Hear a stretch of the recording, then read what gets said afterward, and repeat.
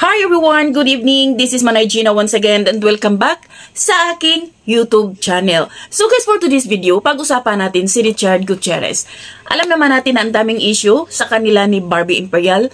Pero dito sa interview ni Ogie Diaz sa kanya, nilinaw lahat ni Richard Gutierrez. Kung ano ito, panoorin natin. Gusto ko lang sigurong i-clarify doon sa mga tao is that si Barbie walang kinalaman sa paghihiwalay namin ni Sarah. Hindi siya third party, hindi nag-overlap. Kasi maraming mga tao, yun nga, mga bashers na nagsasabi na siya ang dahilan. Wala siyang kinalaman. Nakilala ko si Barbie, matagal na kaming nagkahiwalay ng landas ni Sarah. So yun, gusto ko lang i-clarify. Siyempre kasi parang ang daming nagre-react sa kanya, ang daming mga nag-hate comment sa kanya. Diba? So siyempre, kailangan ko rin i-clarify yun.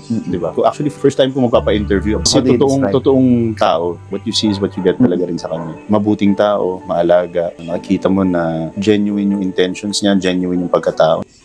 So ayan guys, napanood natin at klarong-klaro ang sinabi ni Richard Gutierrez na hindi si Barbie Imperial ang dahilan kung bakit nagkahiwalay silang mag-asawa. Nagkakilala sila ni Barbie is matagal na pala silang hiwalay. So ayan mga marites, nakagaya ko, malinaw na malinaw ang paliwanag ni Richard Gutierrez.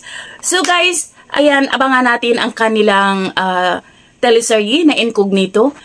Alam kong parang maganda itong kanilang teleserye at titingnan natin dito kasi nga sabi nga niya, makikita din dito si Maris at saka si Anthony na sobrang galing.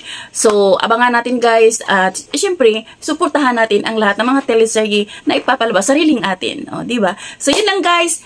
Thank you for watching. Until then, bye. God bless everyone. But please, do like, share, and subscribe my YouTube channel. Bye, be kind.